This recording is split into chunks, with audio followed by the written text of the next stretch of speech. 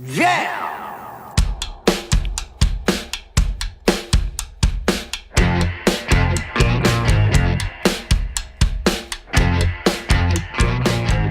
It's Josh Williams, and welcome to the One Man Podcast, episode number 21 for Wednesday, October 4th, 2017.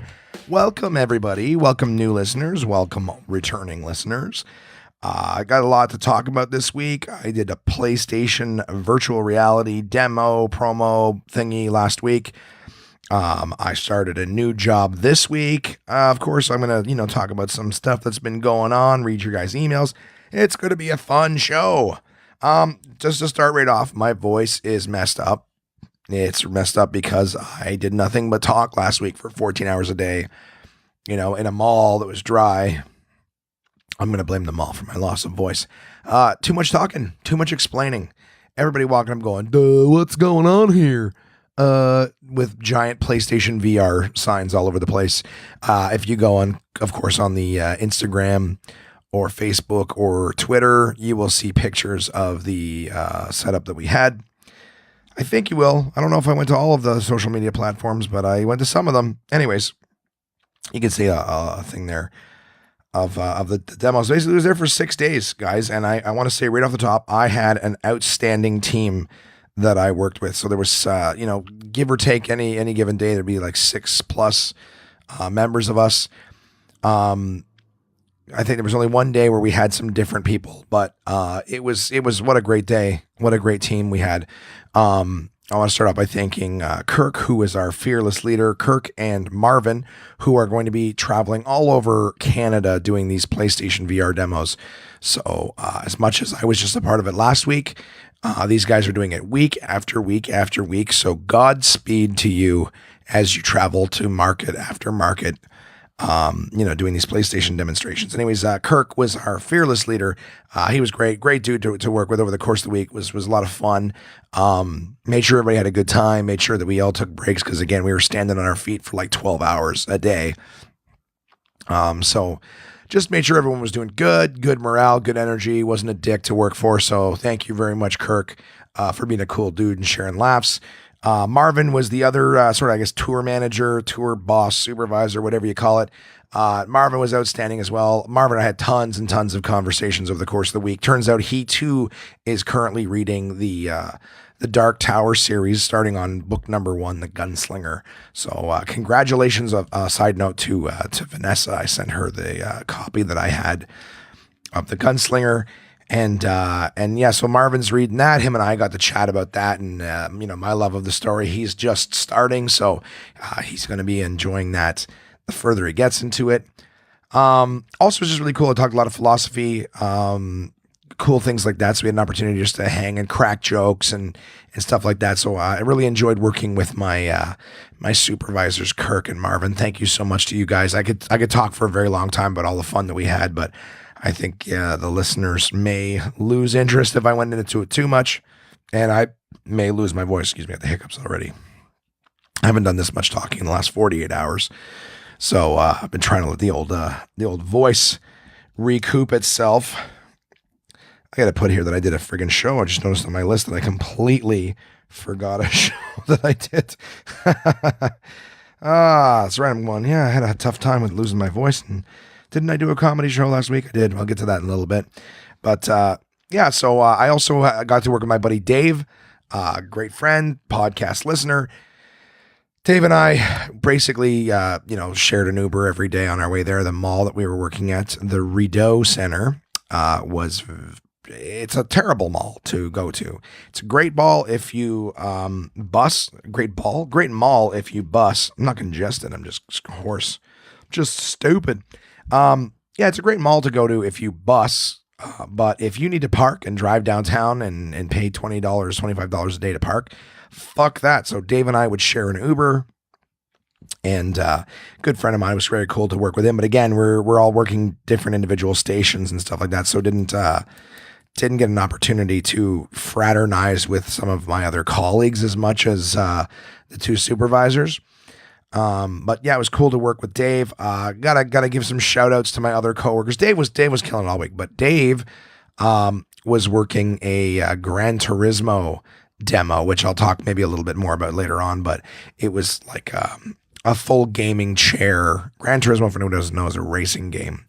And both Dave and myself are not car guys. We're not gearheads. We don't really give a shit about cars. But, and the people who play those games are like really into racing, really into, the cars and things like that. So this particular setup was also virtual reality. So you'd sit in a chair that was designed by D-Box from the movie theaters. It was custom made, $35,000, but not fully functional just yet. They're still writing the softwares to get this thing, moving up and down like a D-Box chair. They have to code all the different shocks from each vehicle so that it works individually. Anyways, crazy expensive setup that wasn't fully functional just yet at this particular leg of the tour. But Dave was working it day in and day out, and man, was he bitching. Oh, yeah, do you want to try and work a station where, it's all, vroom, vroom? Yeah, annoying kids? Yeah, you want to work the station? So Dave was bitching all the time. He did work it. He was the first one to pat himself on the back going, yeah, I'm going to work the station that nobody else wants because I'm a man. But I'll have you guys know that I do not like it, and it's a fucking bitch, first of all, and I fucking hate it. And then, I didn't get to talk to Dave much, but I did get to hear him squawking quite a bit. But hats off to him for working the station that nobody else wanted to work. And you know what? I do things like that all the time. I do stuff I don't want to do, and I bitch about it the whole way. I do it begrudgingly, but it's somewhere in the back of my head. I go, I'm doing it so no one else has to. So you can complain, Dave. I'm happy that I didn't have to work that station. Thank you for doing it on behalf of us. We also had two other fantastic coworkers. Becky was working a station. Becky was amazing. She did the entire week. Her and I were the only two reps that were there the entire week. Dave and Kristen both only missed one day, and we had some substitutes in for them. But Becky worked the entire week, never made a peep of complaint, on her feet the entire time. She was also working a very busy station with a virtual reality first-person shooter game where you're shooting like giant spider-like bugs. Look kind of like a Starship Troopers sort of game. But she worked the whole week, did not complain like Dave did the entire time. She was outstanding, super cool to work with. Hats off to. Honestly, I gotta say, like, the hardest working member of the team was Becky, and you almost didn't notice when she went on lunch. She just didn't make didn't make a peep, like didn't complain once, was super engaging with everybody. Like hats off. And my MVP, I got to tell you, my MVP choice of the entire week was Becky. Just in terms of like what we were doing. Like I'm a big guy and I was on my feet all day, and I definitely took, time sitting down on the benches and stuff. Just a minute or two here and there. But anyways, a long week on our feet. This may not be interesting to you guys. I don't care. I still got to give my shout outs to my crew here. But anyways, yeah, Becky was the MVP for sure. And then finally, Kristen, also someone who I've worked with on the CSGO tournament that I talked to you guys about, and the previous one for Injustice. So Kristen was my leader for both of those projects and events. So Kristen was also outstanding. She's super engaging with people. She's a lot of fun, great personality, tons of good sense of humor, all that fun stuff. Like the whole team was outstanding, I gotta say. Even bitchy Dave. Sorry, I keep going at Dave because I know he listens. But I had a good week in terms of the team. The event itself. So I don't know if you guys have ever had an opportunity to try virtual reality. I had to listen to a lot of nerds sort of tell me their thoughts. Not hey, what do you guys think of VR and all the different options and all the different products, or whatever? Like, that's the problem when you have something that draws nerds. You know what I mean? Nerd bait was what we had, right? So all these guys in the Burrito Center coming out of nowhere, wanting to try these products. Virtual reality, guys, was what we were demonstrating. And there's some products out there. There's the Oculus Rift that I'm aware of, and I think the HTC Vive uses that. This is what I've been picking up over the course of the week. There's also something called the Samsung Gear VR, which is where you slide your phone into a helmet and it sort of gives you like a bit of a VR experience. It uses the very same technology or very similar technology, if I'm not mistaken, to those like Facebook 360 videos.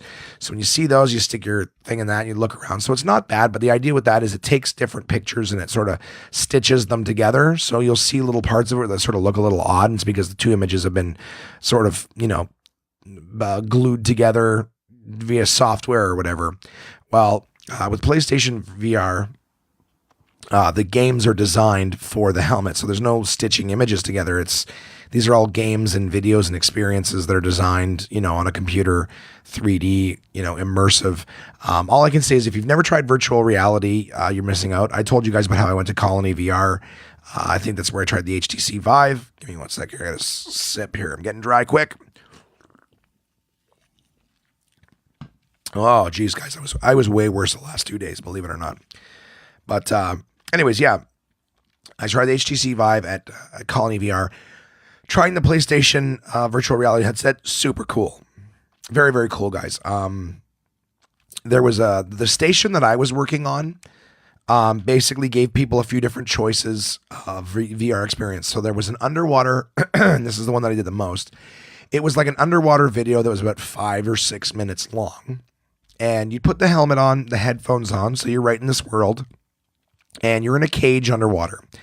And you start off by looking at a coral reef. There's some fish that swim by. There's also, I think, a sea turtle like Crush from Finding Nemo. And you look at that. Then the cage goes deeper and down into the water, and you can see more schools of fish. It's darker. There's manta rays. You sink even deeper than that, and you get to see all the glowing jellyfish. And then finally, you end up at like an old sunken submarine or boat, and your cage gets circled for a while by a great white shark. Very exciting. And then at one point, the shark decides he's going to attack the cage. And it was at this point that so many people would shriek and scream with the VR helmet, which was great because whenever someone screamed, everybody walking through the mall or whatever would stop and take a look and go, oh, what's going on over there? So it was great to draw people towards it. Some people really lost their shit screaming. It was hilarious. The person who took the cake was a guy. He lost his mind. Stayed in it, but he lost his mind. Some people would just rip the helmet off their heads right away. But yeah, that was a fun one. We also had a downhill luge one where you steer by turning your head side to side. The first one with the shark is just passive. You just look around. It's not a game. It's just a video. And while you're in this cage, you can look around, see all directions, forwards, backwards, left, right, up and down. Like every different direction to look, there was something to see in virtual reality. Had the downhill luge one. That one was more of a game, but you steered just by tilting your head. Had another game that was like Pong almost. You use your head to tilt the camera and bounce the ball back and forth.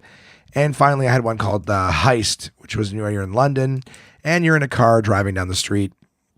Your passenger is the one driving. As a matter of fact, you're the passenger in a vehicle, and you're shooting at cars and motorcycles and stuff like that. And you use the little Move controllers, which look like glowing lollipops. All this to say that it was a fun, different example at my station of all the short little games that you could play and how the technology works. And of course, Kristen also was working a station similar to mine with the same games. And then Dave was on the Gran Turismo. So that one is like a racing game. We put the VR helmet on, and then you're sitting in a D-box chair that vibrates. It will also move later on in the tour, but it vibrates, and there's a specially designed wheel that has force feedback and everything like that. So his was just driving around the track, Gran Turismo. And then Becky's station was it was called Farpoint was the name of the game. And you got to shoot aliens and stuff like that, kind of like in Starship Troopers. All of these VR, all of them very, very exciting. A lot of people had a great time playing them. All this to say, the week was kind of weird. We had some people who were there, let's call them local kids, vagrants, whatever it is, who would come back every day and just sort of stay around the girls, follow them on their breaks and stuff. Don't really know what it is. What can I say about it? Nerd bait. That's what it is. And all of a sudden you got two girls who are letting you play video games. I mean, I think these guys fell in love and would follow them around like puppy dogs. None of them were really particularly harmful, but it was funny to see, grown men, for 6 days straight with nothing better to do than just to sit and follow these girls around. I don't even know how to fucking describe it. I would just, every time they would walk past, they'd give me a look like, what the fuck is this guy following me for? I offered to, call security or something like that. And the girls were like, no, it's okay. They're just being puppy dogs.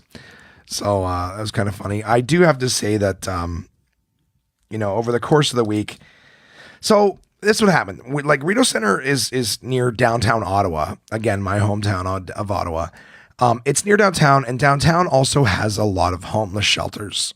So this particular mall has a big mix of people, but one of the groups of people that had the time to visit our booths every day and stay and repeatedly try these things were, I say this with no hate or malice in my heart, but I got to tell you, they were dirty people. There was really dirty people coming to use these very expensive, well, not very expensive, but expensive pieces of equipment and stuff that they clearly are not going to be purchasing or, have anything for. So just to give you a little piece of information on the PlayStation VR, you need to have a PS4. It's an accessory for the PlayStation 4. Doesn't always mean that you have to be playing games, but it is something that coincides with that. So if you do not have any of this equipment, you're looking somewhere between $800 and $1,000 to get yourself the PlayStation, the VR helmet, the camera that's necessary, all the stuff that puts it together. And needless to say, some of these people could have used an $800 to $1,000 a lot better. We were not selling the products either. I want to make that clear. We were just doing demonstrations. If someone wanted to buy, we direct them to Best Buy, EB Games, Walmart, wherever it is. So I remember the first day, there was a guy who was particularly dirty. He had blemishes and stuff all over his face. And keep in mind, I'm putting a helmet with a lot of contact on people's heads. We had sanitational wipes and things like that, but I just remember thinking, like, when I put it on, it was particularly dirty.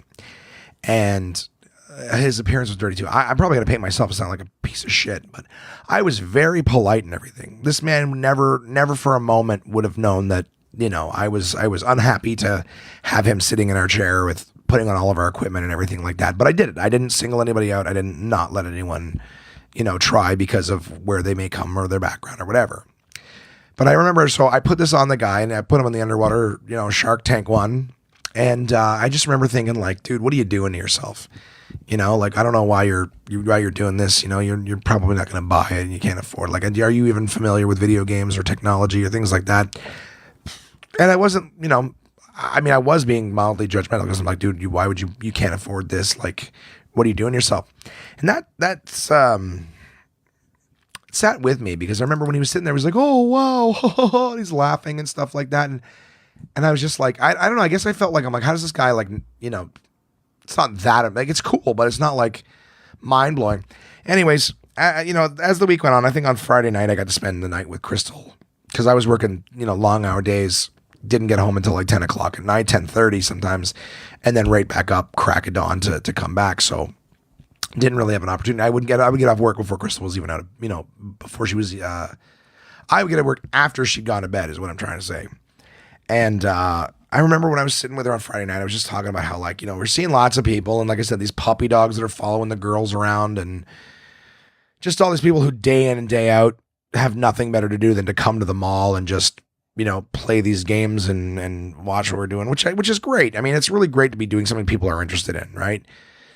But I don't know. I guess it was just part of, like, every time someone, dirty would have to get into stuff, we'd have to clean it out and whatnot afterwards. I guess part of me too was like how do you not clean up a little bit? You know what I mean? Like, we're not talking people who like had shabby clothes. Like, shit happens. Fuck, I leave the house half the time in shabby clothes, right? If I don't have anyone to impress, I ain't trying. But no, it was more like a level of dirtiness that I'm like, if you're going out in public and you're trying, things that belong to other people or whatever, like, just show a little respect. Anyways, these were my thoughts, my standpoints at the time. And I remember on Friday night I was talking with Crystal and, about how the week was going and stuff and all the people that we're seeing. And I remember at one point just saying to her, like, I was feeling bad because I was like, I've been seeing these people all week and, again, no one's been denied anything. I haven't treated anybody differently because of the way they, they look or comport themselves. But I just remember thinking a lot about the, people's life choices. Like, I always feel bad for homeless people and stuff like that. But I'm kind of a believer, like, we're all we're all where we are for choices we make at times, and we can all sort of, there's help and stuff out there if we try, but who knows? Crystal, I was chatting with Crystal, and I said how this guy, when he was in the chair, like what I was thinking and stuff when I was putting him in there, and once he was in, how like how happy and how how much fun he was having and laughing to himself and all this stuff. I guess one of the reasons it stuck with me all week too is because he just kept coming back every day and doing it again. And so after a while, I was like, "Hey guys, you've tried it. Like, why do you keep coming back? Like just do something else." I, again, didn't act, put him in every time, but I just kept thinking, and it brought me back to that first time that he was in it, and I was saying how like, at first I was frustrated because I'm like, it's dirtying up the equipment. I gotta clean it and sanitize it after all these guys. A lot more work for me. Obviously a part of it is certain laziness on my part, but I just thought about it too, and I was thinking more and more about how happy and excited he was when the helmet was on, and it got me thinking to like, yeah, we all end up where we end up because of choices and stuff we make, and he may be a vagrant and might not be able to afford all this stuff or whatever, but I'm like, when I put him in that thing and he was laughing and looking all over the place, it was like he reconnected with some like childlike wonder. I gotta say, these helmets and stuff are great. They're a lot of fun. But I just was like, hey, maybe this guy like reconnected with some childlike wonder. Like, who knows how good or bad his life is right now. But like in that moment, he was, he was having fun. Like I said, there was like a wonderment and an astonishment. And it made me feel it made me feel really ashamed of myself for being judgmental and whatnot. Because as much as I wasn't rude or unkind to him, just I was ashamed of myself for having those thoughts, and I was like, you know what, I'm glad, like maybe maybe not saying it is, but hey, maybe his life sucks, and for those 5 to 6 minutes that he was doing that, he was laughing and having a good time, and I'm like, I got to make his life better for that little bit of time. So I was pretty down that night, because I'm like, I felt like a piece of shit, and I gotta be honest with you guys. I didn't call a guy names. I gave him everything I gave everybody else, but just the fact that I had those thoughts, maybe I'm being way too much of a fucking pussy or way too hard on myself, but it was just, I felt ashamed. I felt ashamed to, be kind of looking down my nose at the guy, even though I wasn't treating him any differently. So I was like, well, when I see him the next day, I'm going to be nice to him. And I did. I saw him first thing the next day. And I instead of, having that thought when I saw him back at the station, like, okay, we're gonna have to clean it up again. And you've already tried it, and what do you want? I was like, hey man, you want to come over and try it again? Let's try some other ones. Have you tried everything yet? Like, it was nice. I actually felt a lot better, just being like, yeah, maybe this is all he's been looking forward to all week. He's got, again.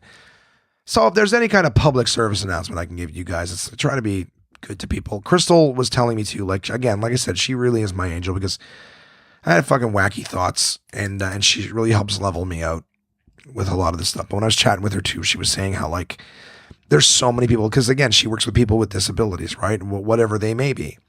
And there's a lot of people, unfortunately, in our country and other countries that like fall through the cracks. Like they have disabilities, they have, mental health issues and stuff like that. And there's just nothing in place for them, like as much as there is, if you're in a capacity where you can just go up to somebody and say, hey, I have fears, I have issues, if you're able to articulate it and get yourself to the right place. But there's people with issues that, are undiagnosed, and they don't know how to get help for it. And they're, I don't want to say they're crazy, but people we see like on the street, oh, he's crazy. Well, maybe he can't get the help that he needs, and he's overlooked by the system. And so she was saying how a lot of these people, end up homeless because they don't know how to function. They don't know how to get help. And the system has sort of left them behind. So what a fucking downer that I've become right now in the podcast. So just telling you guys, a lot of the people that are already listening are better people than I am anyways, to a certain extent. I don't know, guys. It was like the tugging on the heartstrings that week. I did talk with my supervisor Marvin about it too, like, because all of us were getting a little frustrated at some of the people who were kept coming back and stuff. We were all having long days too. Let's be honest. We're 14 hours out and on our feet. So we were all starting to get a little short with things. We'd have people walk up and go, "What's going on here?" Right? I already mentioned that. And we were just like, all right, all the signage, PlayStation VR, the lineups, people jumping, none of that, you couldn't narrow anything down. I had to use a George Carlin quote with Marvin, because we were just kept saying how like frustrated we are when people ask sort of what we perceive to be dumb questions. And George Carlin's quote is, think of how dumb the average person is, and then realize that half of them are even dumber. And so that's what I just kept saying. Every time Marvin's like, "Can you believe this guy?" I go, "Dude, half of them are even dumber." And he's like, "Yep." And it's all about managing expectations, guys. It's all about managing expectations. When you expect someone to just come up and be like, "Duh," well, it's a lot easier to be like, "Right here, sir. Take your drool cup and I will program these simple thoughts into your brain. Just one at a time, please." So, yeah, I mean, guys, I had a great experience doing it. I can't wait to do it again. I'll be doing it at the Bayshore Mall in Ottawa at the end of November. It's actually the last week of the tour. So, I think that's just the one thing that I was left with. I remember on Saturday, we started the day, and one of the same marketing company that I do these video game tournaments with, was who we were doing the PlayStation demo with, and they called on Saturday morning because I guess the person who was going to be hosting an event at the movie theater never showed up. That's the unfortunate thing with I guess seasonal or part-time or occasional, I think is what they call it, work, is that you can't always trust the people who are going to who are going to occasionally show up. So they called me and said, "Hey, can we put you in an Uber and send you across the city to go host a tournament and then come back to the rest of this?" And I said, "Sure." So that's what I did. I went and I got an Uber across the city. I went and hosted a Lego Dimensions tournament for kiddies. And let me tell you guys, I got to sit down intermittently during that, and was it ever spectacular. I had a blast for those 3 hours, and came back refreshed and ready to stand and answer stupid questions at Rideau Center. That was fun, being able to sort of step out. And also, they were so happy that I was able to do that. I'm like, I get to sit down and get paid more for those hours? You betcha. Sorry, I had another swig here. And then Saturday night, I went to host a show at the Bella Vista Restaurant. Now, the Bella Vista Restaurant is a wonderful little place in Ottawa. They're not paying me to say this, but they are spectacular. Where Jimmy, my friend, the podcast listener, and often contributor, he used to go there quite a lot in high school, and we went there a couple times to have pizza. Jimmy was a huge fan of the pizza that they had at the Bella Vista. So in his honor, I had myself a Hawaiian pizza when I was there for the show. Small show, interesting crowd, very interactive. I mean, by that time, guys, like that show, I was wiped. It was the tail end of a long day that I'd already been shuffled around on a couple times. 5 days into 14 hours on my feet, I was bushed. Luckily, it was a small crowd, so my energy didn't have to be up huge high, but everyone had a good time. Thank you to Colin O'Brien, who booked me for it. Colin O'Brien and Michael Friedman also on the show. Headliner Jim McNally, super outstanding comic. That guy never ceases to amaze me how funny and versatile he is with whatever kind of crowd room that we're doing. Sorry, I'm clicking my pen like crazy on my hand. Jim McNally also will be the headliner of the show that I am performing at in Renfrew, coming up in November 10th, if I'm not mistaken. I'll have more info on that as it comes up.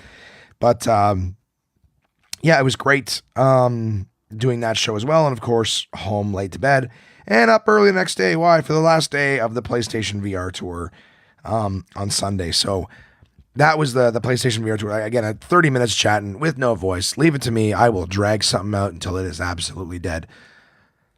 Yeah, I don't know, guys. I had a good time with that. I'm looking forward to doing it again. And of course, on Monday, yesterday, for me, 2 days ago for you guys when you get this on Wednesday, I started my new job. I didn't name it last time, I don't think, because I wasn't sure I got it. Well, over the course of the PlayStation week, I got my paperwork and everything, and I am back doing sales and telecom at The Source. So Good friend of mine, Josh, is got me in there. We worked together at Bell when I was there last, and I spent yesterday and today doing training and things like that. Just found out that the store that him and I were supposed to work at is getting closed on Saturday. They wanted to renew the lease, and because they brought Josh in just recently, he just started and insisted that he bring me on the team. He's a great guy to work with, good friend, very, comes out to all the Hilarious Bastards shows and a lot of my stuff. So very supportive of comedy, but also wants a good sales dude on his team during the day. So he and I work together. So that's what I'm doing. But we found out the store that they put us both in, the lease was up and the company has decided not to renew it because they want like a 10-year lease or whatever. And the company had a store that was a bit of a sinking ship. So it was a bit of a gamble. However, Josh, in the short time that he's been there, has been outstanding. They are giving him a different store. Once it is concrete, I will let you know where he and I will be in this fair city.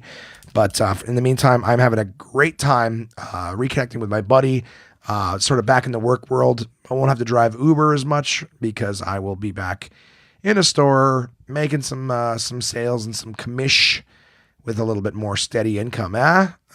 Nothing like a steady income. Oh, and the benefits. Yeah. Can start getting, prescriptions and stuff on the house, or at least at a very cheap rate with benefits again. Right? Get some massages, get some whatever else you get with benefits. Have my teeth cleaned. Who knows? Oh, the sky is the limit. But anyways, no, I'm excited to be back in retail. You get to have some cool experiences too, meeting some new team members and stuff like that. So it's only been a couple of days, and they're not long days. It's just training stuff. But I'm back in the workforce. That's been my week, guys.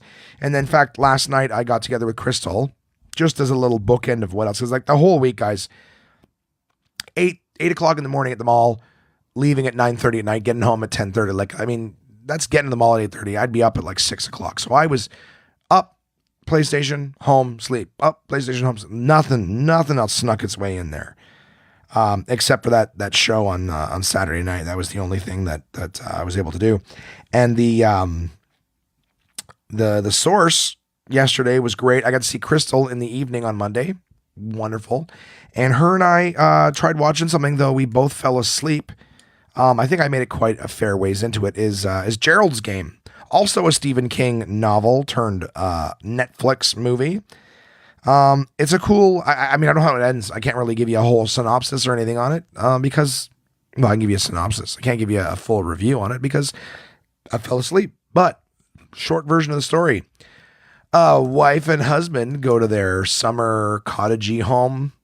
They decide that they're going to spice things up in their relationship. Gerald, the husband, decides to handcuff his lady to the bed.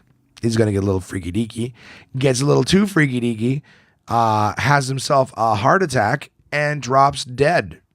Problem is, his lovely lady is still handcuffed to the bed and she has no way of getting out. And she's in the middle of the woods not woods, but in the middle of nowhere. No one's around. All these terrible things. How is she going to get out of this? And that's the plot of the movie. Some events happen. Things get a little scary. She starts to lose a little bit and have some hallucinations.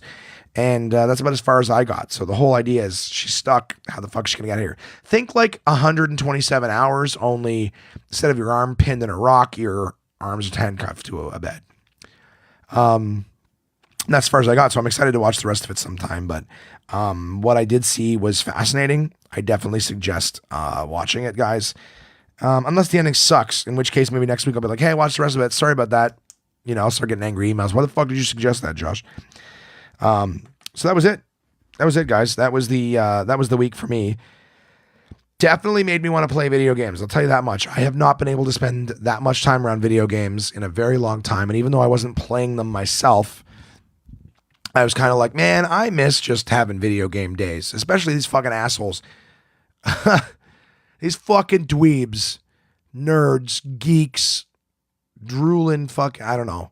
These basement chud hermit cocksuckers. Anyways, no, just these guys who had like nothing but time, man, day in and day out. And they weren't even playing every day. They were just showing up to sit on the bench and stare at the TVs. And then when the girls turned around to help someone out, they would stare at them. Awkward. I was just jealous. I'm like, man, if I had your time, I would be home playing video games. I wouldn't be sitting in a mall staring at the screen. I'd be playing. God damn it. Anyways, it made me want to play video games again, guys. I miss just vegging out, playing some vidgies, as my buddy Mika used to call them. Play some vidgie games. And what else? Okay, so a couple, I don't really have any big thoughts on it, guys. I'm sure some of you may or may not, but I feel like people tell me from time to time, man, you should talk about current events. I heard what happened in Vegas. And they say what happens in Vegas stays in Vegas unless it's a mass shooting at a country music concert. Because that has been all over everything. I don't have a lot of thoughts on it. Every couple of fucking days, it feels like another shooting in the fucking States.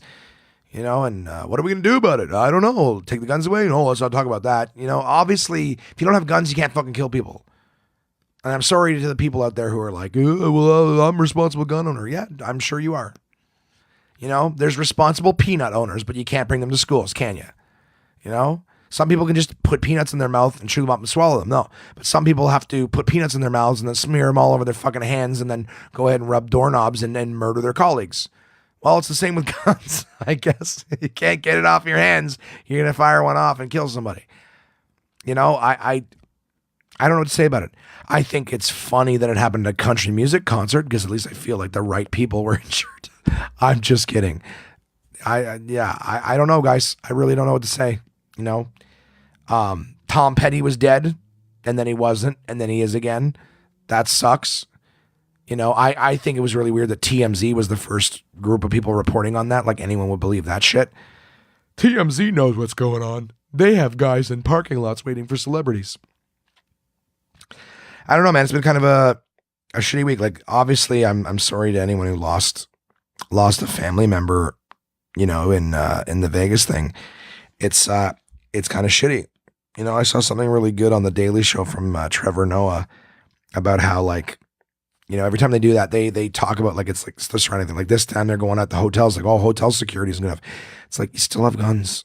Just get rid of the goddamn guns. And I've heard other governors say, well, when they take away everybody's gun, then they can take away mine. It's like, yeah, that's what happens. They make guns illegal, they take guns away. Oh, what about the illegal? The illegal people are still going to have them. But just the idea that you're allowed to carry around a fucking gun. Like, I see guns occasionally on the hips of cops, and when I see them, I shudder a little bit. Anyways, I really, guys, I'm sorry, I really don't have a lot to say about it. But hey, I'd love to know what you guys think about it. There's one of these things. Fucking next week we'll talk about the one that happens God knows where. And the same shit. Don't take my guns away. Don't take my guns away. Whatever. Yeah, is what it is. Super sucks. It sucks that you could be at a shitty concert and all of a sudden, lose your life or someone that you love gets killed. You're at a concert in a goofy Disneyland for Adult City. And then all of a sudden it turns into a fucking war zone out of nowhere. That's insanity. It's insanity. Thank God we live in Canada, right? Oh wait, no, that shit happens in Edmonton too. So, so I think there's something about this, like these cities where there's country people. Edmonton is very country. Anyways, not really trying to relate it that much to country guys. I don't know.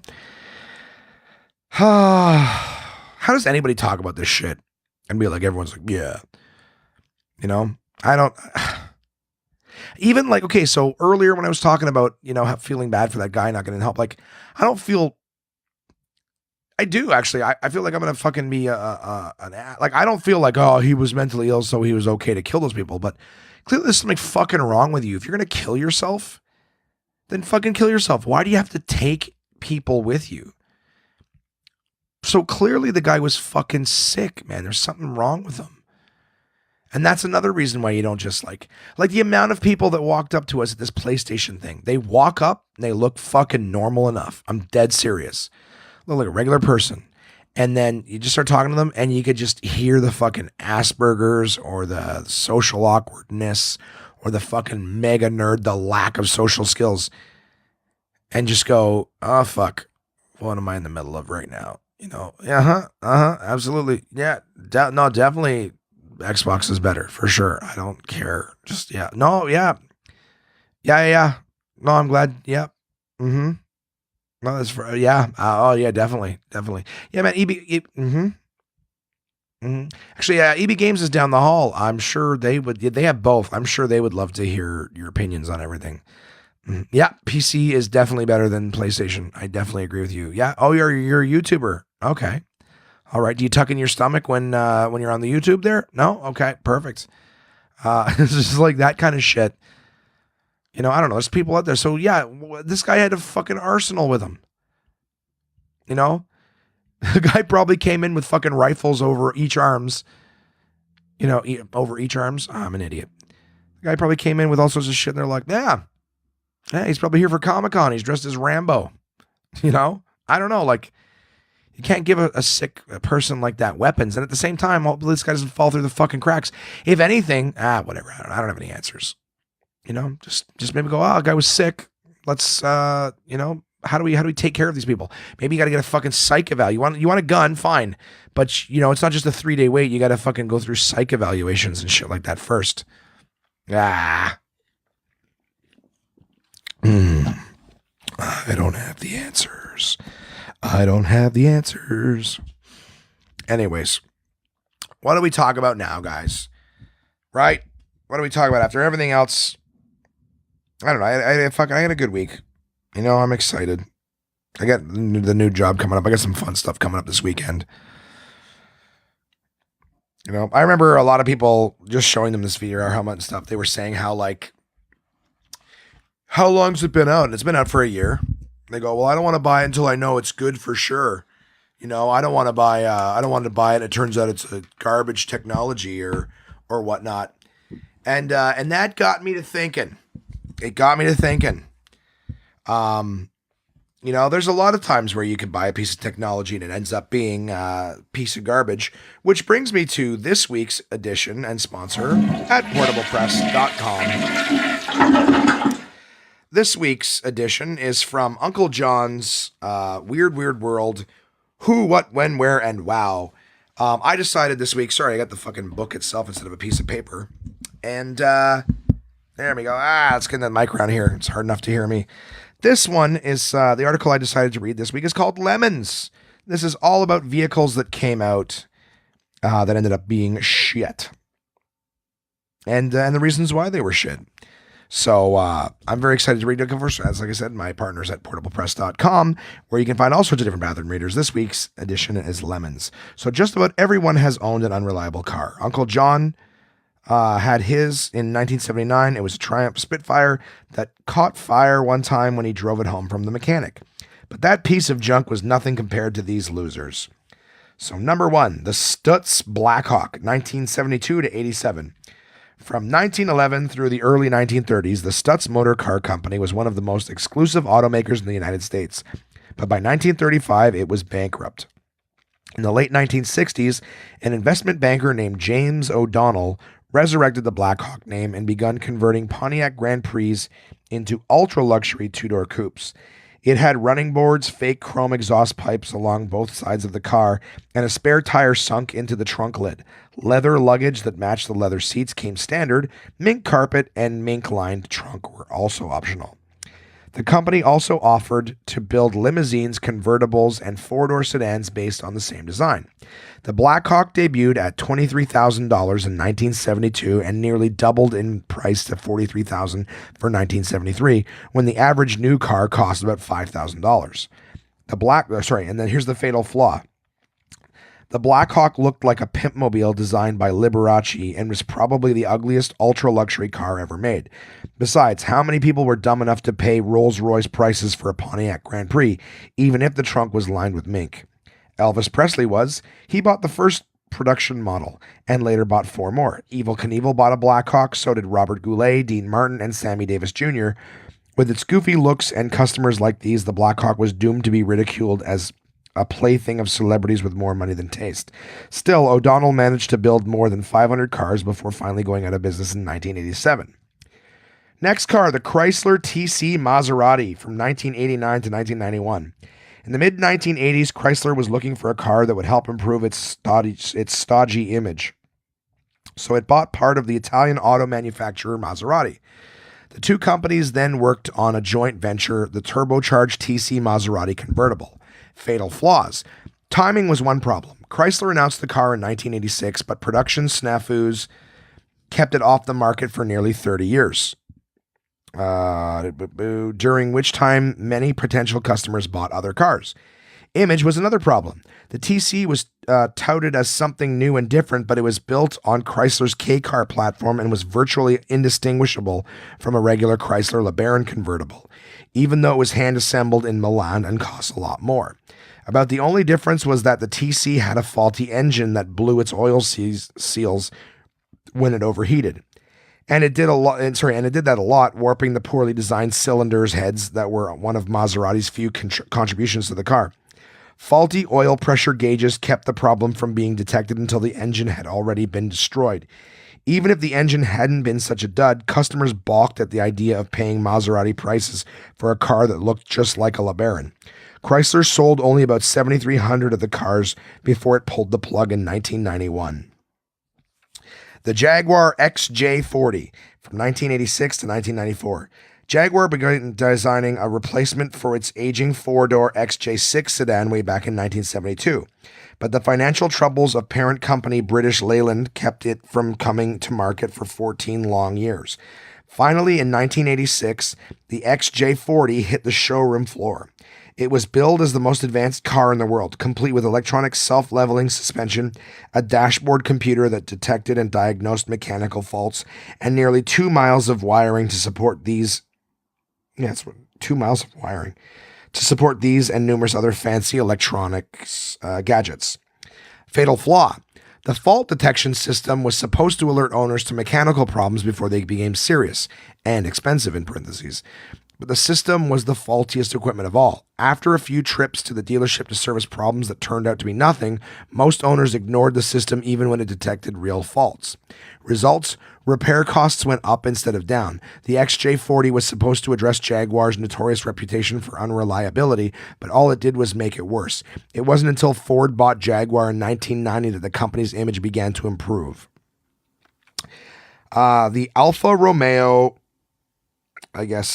Alfa Sud is what they're calling it.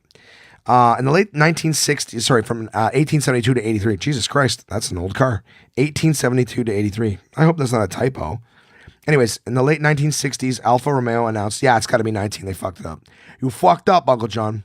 So, sorry, I keep starting over. The Alfa Romeo Alfa Sud, it says 1872 to 83, but I think it's 19. So in the late 1960s, Alfa Romeo announced that instead of building a new mini car, the Alfa Sud in Milan, where it had always built its cars, it was shifting production northward to Naples. Sud is Italian for south. And they would manufacture Alfa Suds at a rate of 1,000 cars a day, faster than the company had ever made cars before. Fatal flaw. Alfa Romeos didn't have a great reputation for quality to begin with, and when production moved south, things got much worse. Few workers in Naples had ever built cars before, and they had trouble keeping up with the fast production pace. Even worse, they were building the cars using poor quality recycled steel from the Soviet Union and sabotaged components made in Milan by workers upset about losing jobs to the south. Flipping the page here. Door handles and other plastic pieces broke off in owners' hands as the metal rusted away around them. Engines self-destructed if they were driven too hard. Alfa Suds rotted away so quickly that few are still on the road today. But amazingly, the cheap little car stayed in production until 1983 and is actually considered a sales success. Man, little runner on the previous page that I missed. A couple of them. Lemons contain more sugar than strawberries. Cow is a Japanese brand of shaving cream. All right. And then the last car on this page here is the Aston Martin Lagonda, 1976 to 89.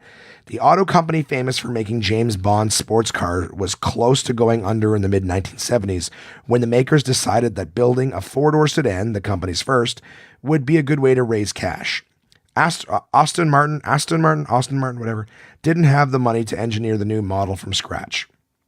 So the company just extended the chassis of one of its two-door sports cars and built a big sedan onto it. Ooh, it doesn't sound good. The Lagonda sold for nearly $50,000 when it was introduced in 1976. A decade later, it sold for nearly $150,000. For a time, it was marked as the world's most expensive sedan. Fatal flaws. The Lagonda was emblematic of everything that went wrong with automotive design in the 1970s. It was ugly. It had a long, pointy snout that was as angular as a piece of paper folded in half, and it was unreliable.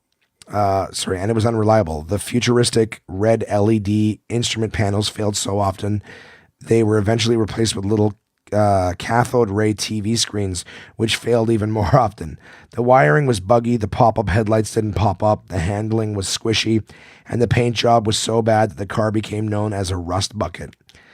That was a lot to put up with in the world's most expensive sedan, and although the company spent 15 years and untold millions of dollars trying to work out all the bugs, the Lagonda never did catch on with Aston Martin's purists. Only about 600 Lagondas had been manufactured by the time the company ended production in 1989. And then there's a section here at the bottom that says odds and ends, ticker shock. Aching news, the crawls and graphics you see on the news channels sometimes get goofed up. Okay, so odds and ends is ticker shock. So that little ticker you see at the bottom of the screen. So here's just a big list of them. It says breaking news: fire destroyed by home. Fox 5. Bernanke on the housing market. Blah blah blah blah blah blah blah blah blah blah. CNN. Space shuttle traveling nearly 18 times speed of light. CNN. Will high gas prices cost your kids their education? Fox News. Tiger Woods takes leave from the game of golf. CNN. Authorities are reminding everyone to now allow impaired drivers to get behind the wheel. CNN. To not allow, of course, would be the thing they probably meant to say. Breaking news. Many words should fit on this sentence bar. Do not try to type in a paragraph to tell story. KDKA2. That was clearly someone left the default shit in there. Nora O'Donnell, the White Hoe, MSNBC. Memorial Day weekend, buckle up, slow down, and drink and drive. KARE 11 News. Fight over NY, mosque shits to DC. CNN. Then this one's just a bunch of garbled letters. DSF, GDFS, GFS, so someone just lean on a keyboard. And finally, little runner at the end of the page. In Australia, you can buy emu jerky from vending machines. And that, my friends, was lemons from Uncle John's Weird World. Who, what, when, where, and wow, from my partners at portablepress.com. So as I say every single week, guys, they have outstanding books everywhere, whatever you're into, whatever kind of information. This particular book here is visual. So these are articles that you may find throughout a variety of their books, but these ones all have visual. So there's pictures of all those cars in it. And yeah, it's a great little read. Nice little visually stimulating book. So yeah, check those guys out. And as always, I have two other partners that I'm happy to have here. I've got Absolute Comedy and Summersby. So please, guys, sit back and listen to the words from them. Absolute Comedy is the best live stand-up comedy from across North America, with locations in Kingston, Toronto, and Ottawa, Ontario. These comedians have been featured on Just for Laughs, Netflix, Comedy Central, CBC's The Debaters, Jimmy Kimmel Live, Conan, The Comedy Network, and much, much more. Go to absolutecomedy.ca to see this week's lineup. Planning a night out is easy with dinner and show packages available at all locations. Live comedy is a great choice if you're organizing a celebration, fundraiser, company outing, or corporate event. Want the show brought to you? They'll send comedians to your venue with performances tailored to your event, creating a night of laughs your guests will love and won't soon forget. So for showtimes, ticket prices, gift certificates, special shows, and more, head to absolutecomedy.ca. Again, that's absolutecomedy.ca for the best live stand-up comedy from across North America.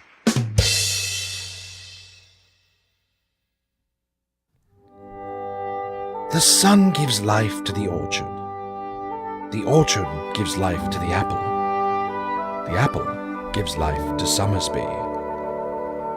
Summersby is a delicious sweet taste of sunshine, imported across the ocean all the way from Denmark. The people in Denmark are smarter, and so are you, if you drink Summersby. with flavors like apple, blackberry, pear, elderflower lime, red rhubarb, and a taste as regal as this fake accent, there's something for everyone to enjoy. And now you can try them all in the Summersby Mixer Pack, available wherever fine beverages are sold. So go on and try for yourself the crisp, refreshing taste of Summersby. Your taste buds deserve it. Please drink resplendently. And I'm back with my raspy voice, slurping on a Coke instead of Summersby, 'cause getting drunk right now would not be good for my fucking voice. Fucking voice, yeah. Luckily, I don't have any shows coming up this week because I would be so embarrassed. I did the show probably like this. This is about as bad as this is probably about as bad as my voice was on Saturday night, but still, you can still hear it, you know, in a microphone.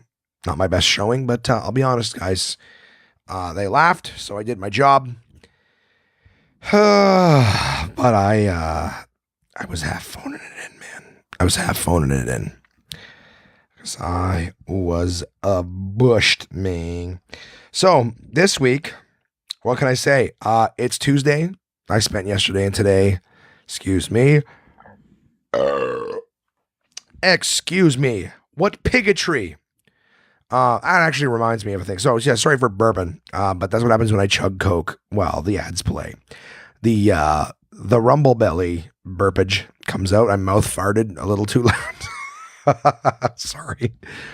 It was funny. I was talking with Marvin, the PlayStation demo last week, and he used the word comfortability. He's like, I want to do it. He was talking about, his girlfriend. He's like, I want to do the things that improve your comfortability. And I'm like, I don't think that's a word. I don't think comfortability is a word. I think comfort is the word you're looking for. I want to improve your comfort, not your comfortability. He goes, I think comfortability is a word. And then he Googled it. And he goes, yeah, see, it's a word. And I go, no, it's not. Look, it corrected it to, like, he typed in comfortability and hit search. He's like, yeah, here it is. It's a word. And I go, no, it isn't. It's comfortable. Your phone auto-corrected it to comfortable. So it's not a word. Please correct me if I'm wrong, guys, because I have heard other people use it. And Marvin is a super smart dude. So why he would be so fucking stupid to use the word. I'm banking on the fact that he's listening to this, because if he's not, then I'm just talking shit to the universe. But that just made me think of that, So yeah, I don't think comfortable is a word. There's a lot of words that are not that people use, and I might just, I didn't plan on it, but I might just throw that out as a personal pet peeve of mine when people take words that exist and then turn them into words that don't. I have used the word stupider a lot lately, and that's not a word. More stupid. Those are two words, but those make sense. Or dumber. I think dumber is a word, but I don't think stupider is a word. A lot of people say supposedly. There is no B at the end of that word. It is supposedly. But again, I know what you mean. I'm not gonna correct you in public. But when I hear someone go, well, supposedly, blah, blah, blah, blah, blah, I don't like that. Yeah, I mean, I don't want to say. I mean, you guys probably have like little pet peeves too for shit like that. But I don't know. Cute stuff works, There's little things that people say that I find cute that are incorrect, But it's almost like it's creating. I don't know. What the fuck am I talking about? I don't know. It literally drives me crazy. And I didn't say it literally drives me crazy. I said literally drives me crazy. People are like, it's like literally this and literally that and literally you're like literally doing this. You're like literally blah blah blah. Like literally that word right now is being used by everybody so much, and it's used so incorrectly. I know it's a hot word right now, and hopefully it'll go by the wayside in no time. I'm not gonna stir myself. I don't give a fuck at the end of the day. Grrr, all angry, Josh. I don't give a fuck, you tough guy. Settle down, asshole. All I'm saying is it's just like when you stop and listen to it, like literally this and literally, right? Like literally, IDK, Insta, blah, blah, blah, blah, blah. I don't know. I guess I'm a big fan of communication. I like language. I like how it's used. I enjoy conveying thoughts and stuff. And when you convey incorrect thoughts, not incorrect, just when you're hyperbolous for no fucking reason and inaccurate, it's irksome to me. I actually want to start reading the dictionary because there's words that people use that I do not know 100%, words that I'm very familiar with. Juxtaposition is one that I believe I know. It's like basically showing the similarities between two things, but you refer to this as the juxtaposition, but I'm not 100%. Ostensively is another word that I hear quite often that I'm not exactly sure of the definition. So I kind of feel like the next book on my list should be the dictionary. I want to just pick some words, or maybe I'll get one of those word a day calendars, and just go about it that way. I wouldn't mind smartening myself up here. Anyways, getting back to the podcast. I am done working. Tomorrow I don't work. I'll find something to do. I'll probably do the ride share in the morning, and I got some shit I do. But you know what? I've decided that tomorrow I am going to play video games. I am going to have a day to myself. I'm still going to do shit because I can't help myself. I can't, in good conscience, spend a whole day and not do anything. So I'll probably wake up early and drive Uber, and then I'll come back and I'll do some paperwork and send out some emails. But I want to play video games. God damn it. I might even try to get some in tonight after the podcast. But either way, I'm going to have some fun tomorrow. Wednesday is my personal day. And then Thursday and Friday, I'm back at the source. I get to spend, I'm so jazzed because on Saturday, I get to spend the day with Crystal. Her and I have a very nice day planned. We're going to go out, do some walking at a Mackenzie King estate. I think I got that right. Apparently there's like a little shack or whatever that they have there. They turned it into a nice little tea and tea and cakes or muffins or breads or whatever, like a little cafe kind of thing. Really looking forward to that. And then we're going to have a night in with the kiddos. I'm looking forward to just having, a decompressed night being with my family. I'm really looking forward to that. And then on Sunday, we have Thanksgiving with Crystal's family. And I'm really looking forward to that. We're going to play some board games. Crystal bought Codenames and Settlers of Catan. So not that I'm a huge board game guy, but just over the last few months playing them and everyone talking about them and this and that. Hey, I fucking like board games. And you know what? Crystal did too. We are going to play some fucking board games. Very happy to do so. That was what we're doing on Sunday. And then, of course, on Monday, we're having Thanksgiving during the day with my side of the family. So Chris and the kids, we're going to go over to my brother Aaron's place with his lovely wife, Alexandra. Oh, sorry, I got the hiccups. And we're going to have a Thanksgiving brunchish. So really looking forward to that. I get a nice weekend of time with family, different sectors of the family. Really looking forward to it. It's going to be a lot of fun. I do hope you guys have a great Thanksgiving. Whatever you have planned for your weekends, please know that, from me and mine to you and yours, have a happy Thanksgiving. To all my American people who are going, it's not Thanksgiving, idiot. Well, our temperature gets colder here first, so our crops come in a little early. You know what I'm saying? We bring them in before they frost over, turn to mushy shit. That's what we do. So we're going to celebrate this weekend up here in Canada. And yeah, that's about it. So it's time to read the emails, guys. I only got one this week. And you know how we can remedy just having one a week? Well, you can send some in yourself. Contact at onemanpodcast.com. Talked about some stuff this week. Guys, have you tried VR? Send me an email. Tell me what you thought of it. Guys, do you hate when people use words the wrong way? Send me an email. Tell me what you thought of it. Guys. Do you have any pet peeves? What do you think about people running around and shooting from hotels? Huh? What do you think? Send me an email. Contact at onemanpodcast.com. Are you sick of hearing me say all sorts of stupid stuff? Do you have something going on with you? Did you start a new job that's going to suck or that's maybe going to be awesome? I don't know. You know why? Because you didn't send me the email yet. Send me an email. As always, thank you to the people who do send emails. Thank you all my listeners who are listening. I don't care if you don't send emails or not. I appreciate you just being out there and listening to stuff. Thank you so much to all my pals everywhere. And if you guys watch any movies or cool shows or shit like that, I'm always looking for something. I don't know if you guys struggle with the Netflix thing, but I will, Crystal and I will sit there and go through fucking shit on Netflix for like 30 minutes. And then finally just end up deciding on something that we've maybe already seen or a series that we're not really that into.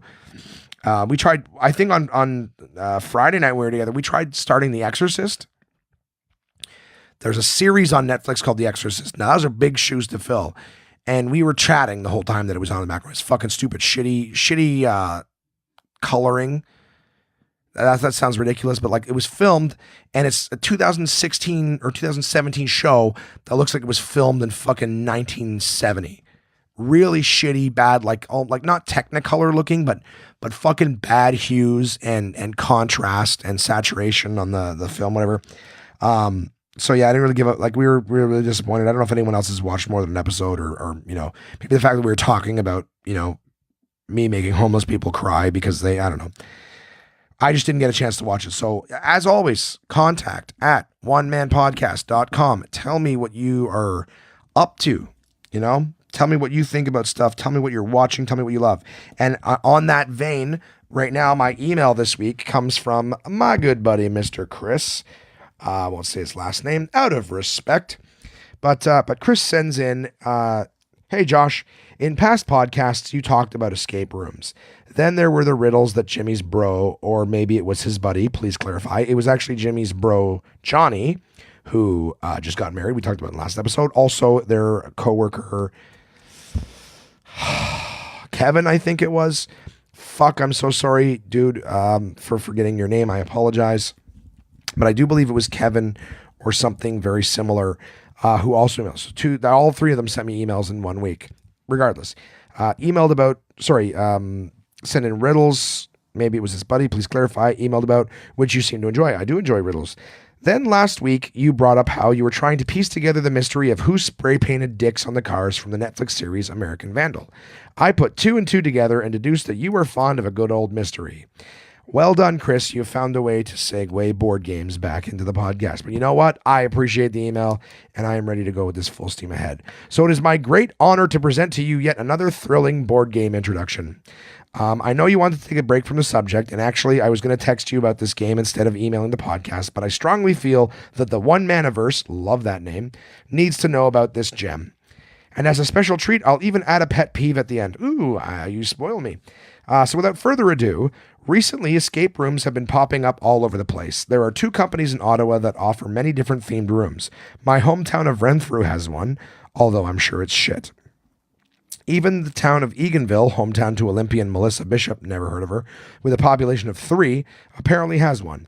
So naturally, someone decided to make a board game version. There are actually a few different brands, one of which is award-winning. But I'm not going to talk about those because I've never actually played one.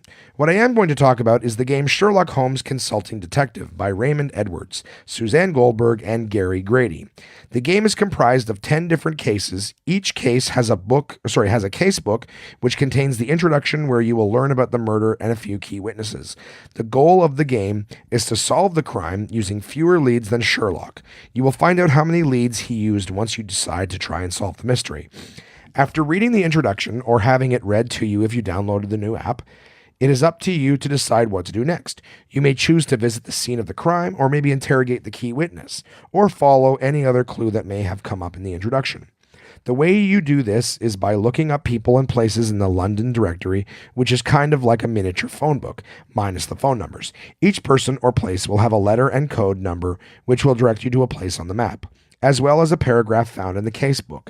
From there, you decide if the lead was a dead end, or if it was opened up other avenues to investigate.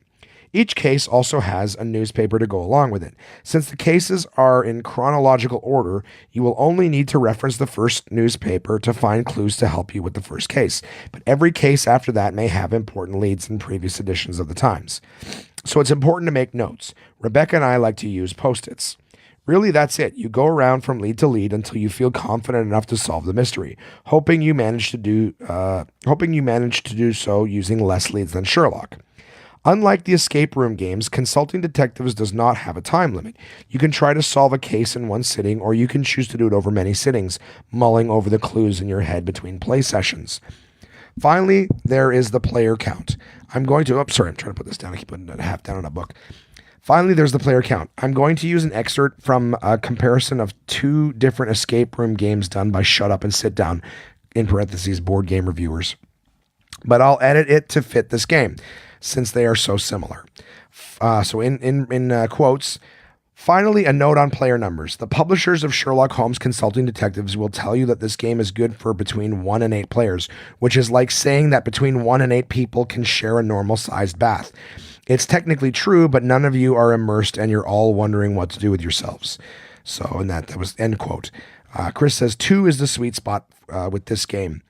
And now for my pet peeve. My current pet peeve is when you try to put on underwear after a shower, but you didn't fully towel off and your goddamn foot gets caught in the leg hole. So you shove it in with more force, but all that happens is that your boxers stretch, but your foot remains stuck. So now you must reach down and free your foot with your hands like a fucking caveman. Thank you so much for your email, Chris. Yeah, I don't have that same thing happen to me where I stretch my, like what happens to me is I'll lift my fucking leg up, go to stick it through the hole. It catches, but I've already got the momentum and my weight off balance. So I actually end up slamming my foot and myself down on the floor. Not completely falling over, but I'll be like, boom. And just have to start all over again. So I don't end up stretching my shit out because I'm sure it would just tear with all of the force. So yeah, that is definitely a pet peeve of mine. And then you feel like after you get out of the shower that you have this wet foot that you just stuck all over as opposed to just firing it through the hole. Yeah, you know what? It's hard being a white guy, you know? Anyways, guys, that was the podcast for this week. So one last time, contact at onemanpodcast.com. I do have Chris's pictures that he sent me for the board game. So feel free to take a look at those. It shows the ideas of the newspapers. It shows the map. It shows, the board game cover, some of the directory. Have a peek, guys. That's on Instagram. I don't think I posted it on Facebook or Twitter. If it's out there, cool. If not, Instagram. What, Josh, was the Facebook, Twitter, Instagram, and YouTube? Well, it's One Man Podcast. Thank you for asking, listener. I appreciate you guys. You know I do. I love you guys very much. Thank you for listening to episode 21 of the One Man Podcast. I can't believe that there's been this many already. I hope you guys have a great Canadian Thanksgiving. I hope that all my listeners abroad just have a wonderful weekend. Lots of cool adventures. Everyone be safe out there. Don't go see country music live. It's terrible. Bad things will happen to you. But my heart goes out. All right, guys, I'll talk to you later. Bye.